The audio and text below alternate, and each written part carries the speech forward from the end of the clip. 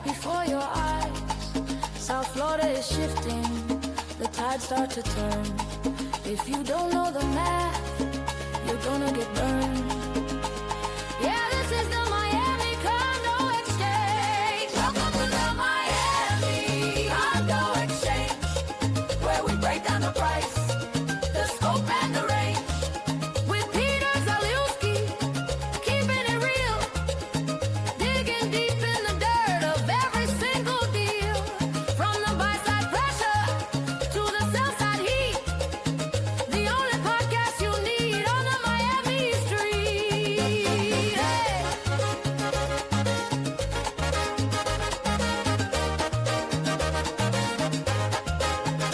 Real numbers, real talk.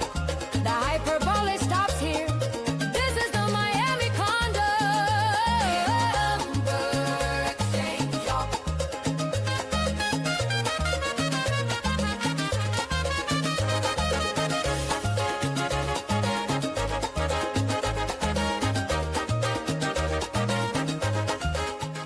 Happy Tuesday, Miami. This is the Miami Condo Exchange, a statistical look at what's going on at the condo market, Miami-Dade, Broward, Palm Beach County. Today, we're going to be wrapping up, at least preliminarily, the winter buying season. That's the period of time that goes from November through April, the most important time of the season. Why? Or of the year, I should say. Why? Because people come to town for an event. They come here for vacation. They come here for a cruise. They get the bug for a condo and for investing in South Florida. What do? They go ahead. They start kicking the tires. They start shopping around. Ultimately, go under contract. By the time they close in the summer buying season, which will go from May through October. So if you are looking to sell a condo, this is the time you want to be getting some nibbles, some interest. Why? Because once we get into May, which is coming at the end of the week, you are suddenly getting into heat, humidity, and hurricane warnings. More people are going to be thinking about going to the Hamptons, North Carolina, Canada, or Europe. They're not thinking about coming down to South Florida because of the 3 H's: heat, humidity, and hurricane warnings. So if you're a seller, especially a catch strap seller, who's dealing with all of the additional costs associated with condo living, which is for some people just making it impossible, this was the time you were supposed to sell. And if you didn't sell, chances are as we go into the summer, you're probably going to be dealing with those people who are data oriented, who understand numbers, and are probably going to be going in there looking for a discount. So we're really at one of those pivotal times right now, especially at a time when affordability is such an issue. I'm Peter Zalewski. I'm a condo consultant, expert witness, founder of the Miami Condo Investing Club. We're going to be giving you a glimpse as to what's going on with the South Florida Condo Association Financial Cliff Index, both for the overall market as well as the vintage market. We're also going to give you a glimpse as to what happened during the winter buying season. Again, that important time from November through April. We got the preliminary numbers. We're going to be running it past you just to sort of give you some insight. Why is the index important? What is the index? What does it sort of do? Well, many of you will pretty much focus on closed sales data. Closed sales data, closed sales data, closed sales data. It's kind of like location, location, location. All of that, throw it out the window. That is all the old school way of doing it. What we're trying to introduce is a new school way to do it, based a lot on what goes on Wall Street. Typically, if you look at what's going on with the indices, we've all heard the Dow Jones, the NASDAQ, the S&P 500, the Russell, whatever you want to follow. Those are all giving you an outlook as to what is going to be going on in the next 6 months. When you look at unemployment data, it's talking about where we were in the past. It talks about, what happened a long time ago. Same thing goes with the closed sales data. All of those numbers, primarily they're released quarterly. By the time they put together the numbers and they release it, it's going to be typically 15 to 30 days after the end of the quarter. Problem is a quarter is 90 days. Problem is a quarter is 3 months. So here we are sitting here at the end of April. What good are numbers from January? Because Q1 numbers would go January through March, and here we are in April. Are you really going to be able to do anything with it? Chances are probably not. You might be able to use it for comparables, but it's not telling you what's going on real time. So if you're a listing agent and you can't sell your property, you're trying to figure out what the hell's going on, you're looking at the comparables, it's not going to really factor in. If you're a buyer, you want to know which markets are in play, which markets make the most sense. So what we did on January the 1st, 2025, we set up what's called the South Florida Condo Association Financial Cliff Index.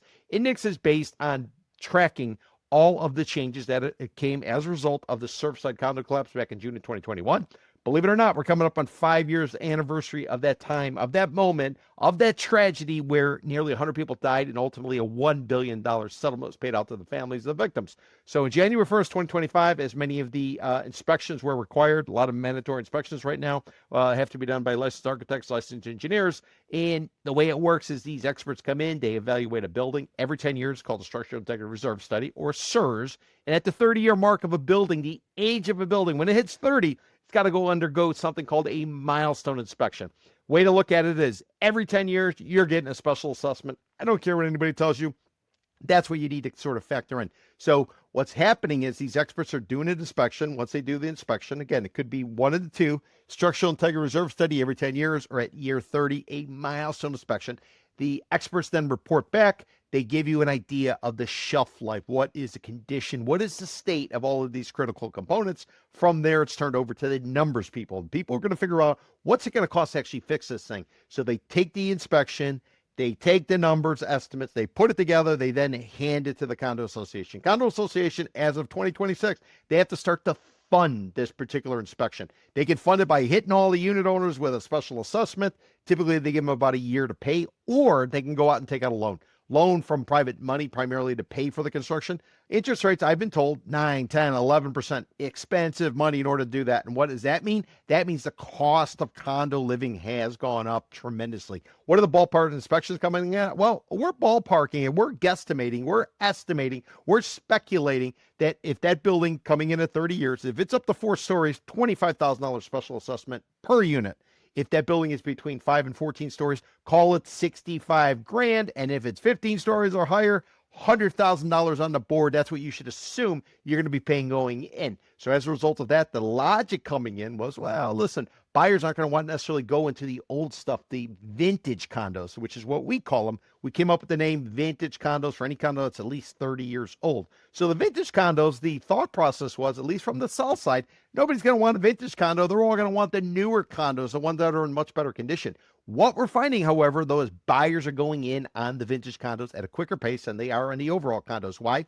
About a 40% discount. What does that mean? Well, if you look at the overall market and you look at the vintage market about 40% less than what the overall market is. And as a result, buyers are taking a shot at it. Why? Same way that people buy a certified pre-owned car. It used to be called a used car. Now it's called a certified pre-owned car, where they inspect it, they prove everything. And some people have some confidence and they're willing to take a chance simply because you have that evaluation by an expert. And remember, keep in mind, these experts, when they're signing off on it, the bank is actually funding, or the lender's funding, based on that opinion of the person. And if there's any funny business involved, these experts, they could face liability, not only civil, but potentially criminal. So this is a new era in South Florida condos, new era in Florida condos. And as a result of that, the market's kind of playing out the way it does. And increasingly, we're seeing people chase after vintage. And we are right there to track every single aspect of it. So the way we track it with our index, which comes out every Tuesday, we run the numbers, and then we go ahead and we do this podcast to give you an update as to what's going on in the market.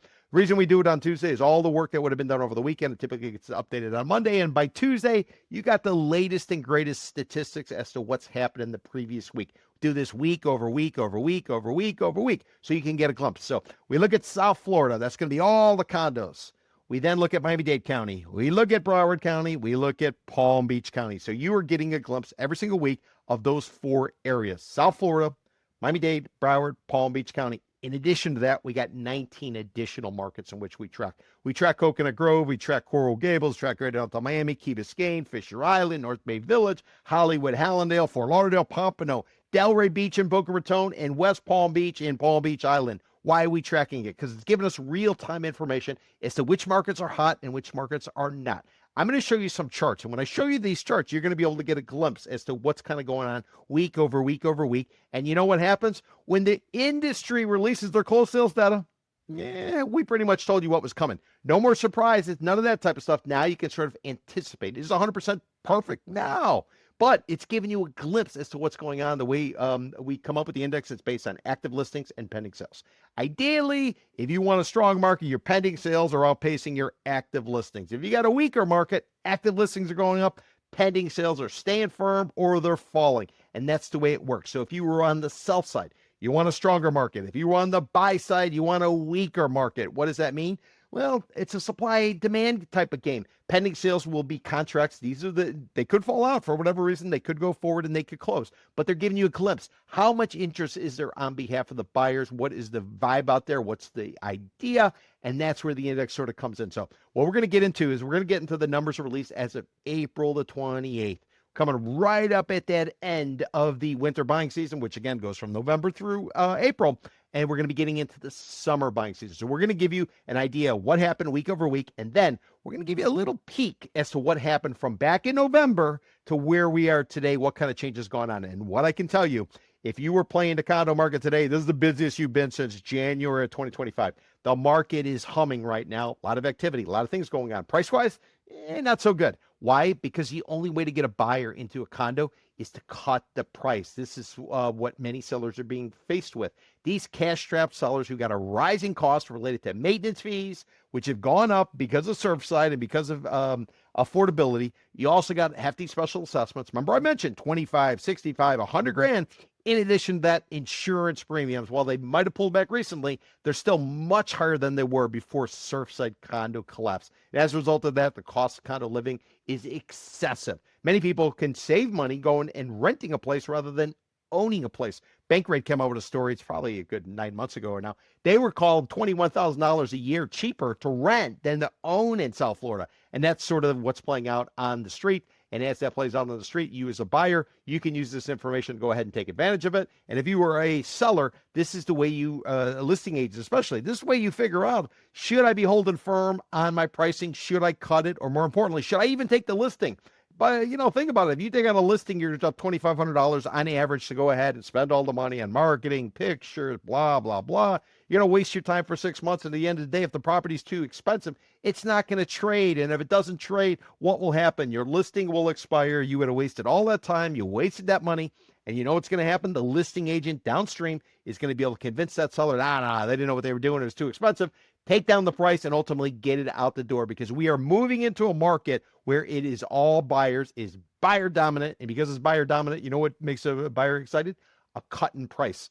Cut the price. Coming into the winter season, we told sellers, we said, if you need to get out, you need to cut your price, you need to be bold, you need to break away, because as the doom loop begins, the only way to get out is to cut your price. And a lot of times the price you had today is much more than the price you will get tomorrow. Why? Commercial real estate appraiser told me 4 deals on a board resets the entire pricing. So while it was going up, when everybody was queuing up during 2021, 2022, 2023, when they could work from home, they didn't have to wear a mask, and they could torque on a police car in Miami, and they flooded in the marketplace, every 4 deals would change the price. Well, the same thing works in a down market. Remember, trees do not grow to the moon. And by the way, 1,000 people a day coming to Florida. That's what we were always told. Well, we just came out with some Census Bureau data that said we lost 67,000 residents in South Florida year over year. And by the way, that was through July of 24 compared to July of 25. It doesn't even reflect where we are today, especially with the immigration strategy, especially with the affordability issues, especially with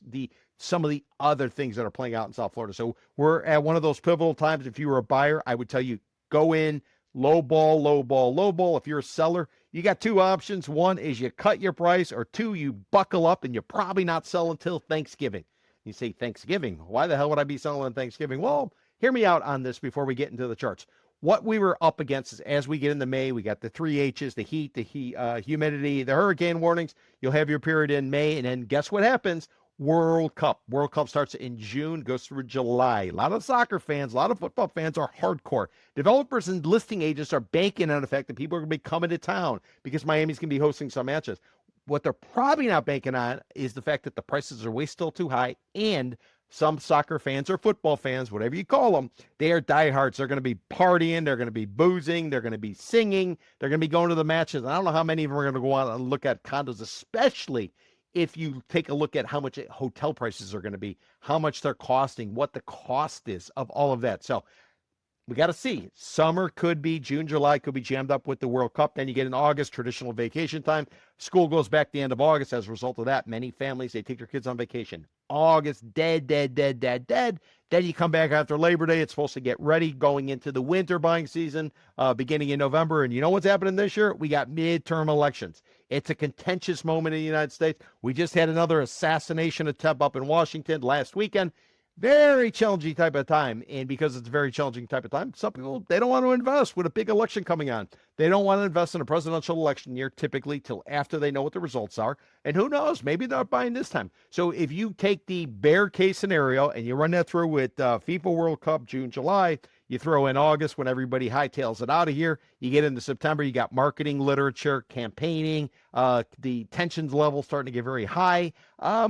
Might not be till Thanksgiving when people start to flow in again that you got another shot at selling for any kind of price. And if you do need to get out in the meantime, chances are you're going to have to cut that price if you were a seller. And if you're a buyer, you need to be lowballing, lowballing, lowballing. So I should tell everybody, I do these podcasts weekdays, 4 o'clock.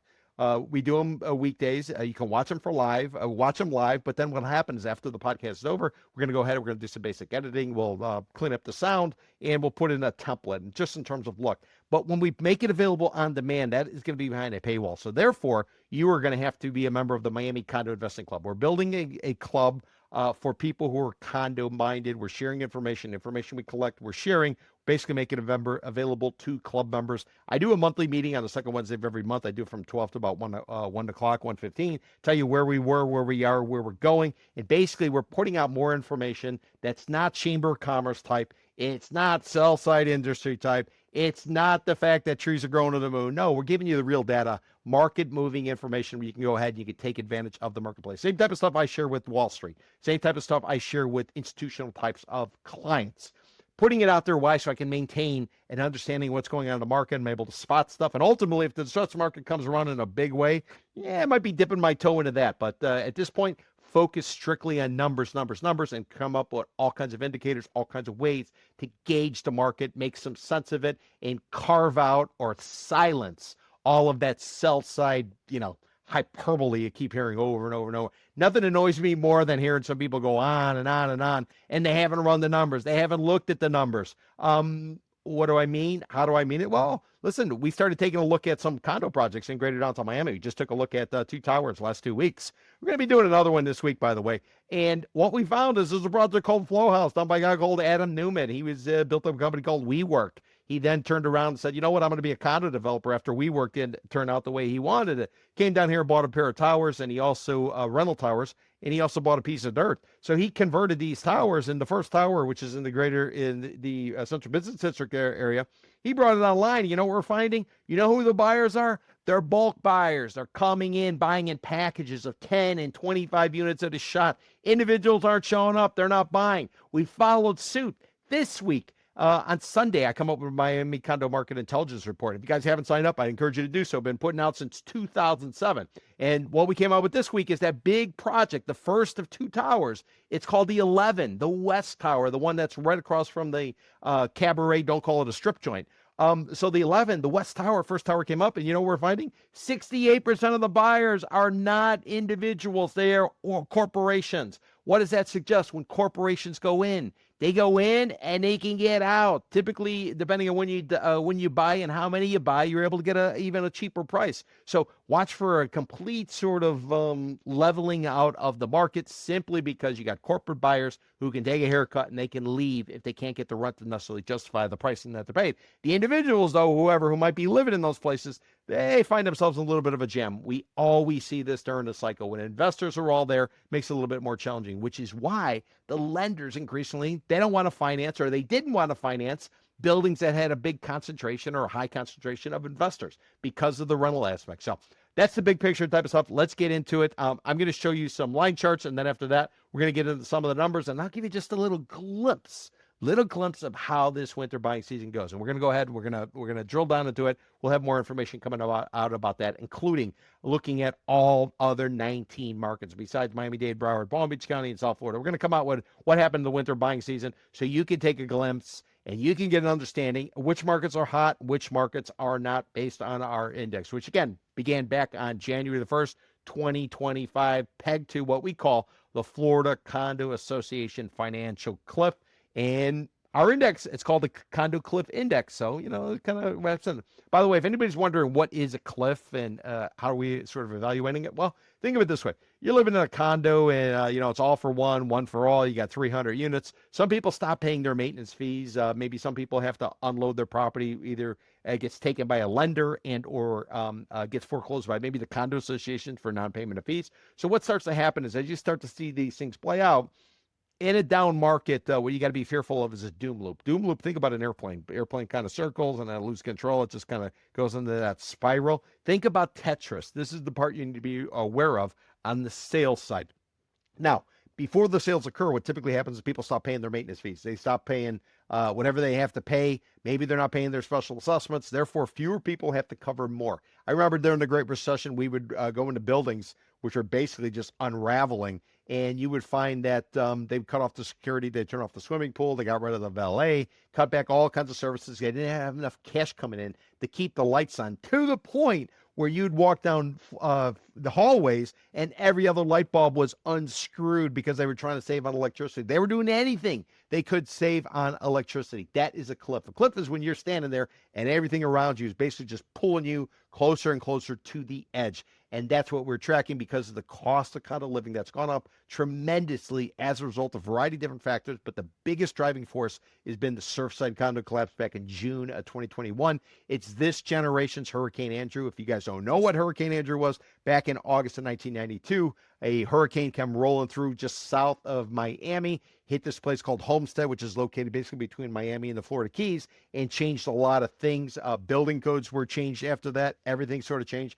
That's what Surfside did in June of 2021 to this generation of condominiums. And now we're beginning the process of cleaning it all up and paying for it. And if you are an owner, you know what I'm talking about. And if you're a buyer, you don't want to know what I'm talking about. Therefore, if you do go in, low ball, and get that seller to cover the fees on their way out and your way in, so you could basically get to step into a pretty good deal. Remember, you make your money on the buy. If you buy it right, selling it's not going to be a problem. When you overpay, like many people did in 2021, 2022, 2023, those are the ones who are sort of scrambling. They all thought they were going to work from home. They came down here. Wall Street said, no problem, work from home. Silicon Valley said it. And you know what? Things change. Now these people are trying to sell their condos. Remember, the condos that they bought when they outbid everybody else, 8, 9, 10 offers, and the winning bidder got to overpay for a condo. Those people are not trying to rent them out. They're not covering the carry. Because they're not covering the carry, they're trying to sell their properties. So these are some of the factors, the big picture types of scenarios. So let's go ahead. We're going to get into the line charts, and we're also going to give you a glimpse as to what happened. And just a little side note, what did happen is listings are falling and pending sales are going up. And as a result, we saw another record high in the index, both indices. One is for the overall market. The other one is for the older product, at least 30 years older, which we call vintage. So the vintage index hit a new record high, as well as the overall index. Why they do it? Because listings are down and pending sales are going up. Why would listings be going down? Well, some sellers are like, listen, I paid too much. I'm not going to let it go at that price. There's no way. I'm underwater. I'm upside down. I'd rather pay the money. I'm going to ride it out for the summer. We'll sort of see how it goes. Or maybe we put it back on the market in June or July, let the market shake out a little bit. This is always the mistake that many sellers have made over and over, and they always think, my one kid's great at soccer, my other kid's is the smartest, my significant other's good looking, I got the best car, the best job, the best whatever. And then they come to a religious moment when they realize maybe they weren't reading it right. And that's what happens with these condos. So I would argue the reason we're seeing condo listings go down is some people are simply saying, I'm not going to sell it at that price, therefore let me take it off the listing, or the listing's expired. Why? Listings are 6 months. A lot of listings came on the market right as we were getting in the winter buying season back in November. They didn't sell. Why? They were too expensive. And because they didn't sell, now they're either expiring, they're getting withdrawn, they're getting canceled, or whatever, but they're getting pulled off the market at the same time. Pending sales are going up, and who's buying the pending sales? The discount buyers looking for a deal. That's who's purchasing them for the most part. There is a little exception up in West Palm Beach, in Palm Beach Island, related to what we call the Mar-a-Lago effect. This is down at President Donald Trump. Spends practically every weekend down in West Palm Beach. As a result of that, people are going into that area. They're buying up condos. You also complement that with an effort by Stephen Ross, the guy who owns the Miami Dolphins, football team. He's a big developer out in New York. He's now building big time in Palm Beach County. He's running a marketing initiative with a guy out of Miami called Ken Griffin from a company called Citadel. They're trying to get Wall Streeters to come down. Maybe that's contributing to that. And then the other aspect is Vanderbilt University has been convinced to set up a campus in West Palm Beach. So right now, West Palm Beach is going strong, and I would argue because of the Mar-a-Lago effect. Rest of the markets, though, really sort of hit or miss. A lot more misses than hits. So that being said, let's go ahead. We're going to pull up our charts. We'll pull up the chart. We're going to show you the line charts. You guys get a sense of what's going on. And remember, when the chart goes up, that means the market is good for sellers. When the market goes down, that means the market's good for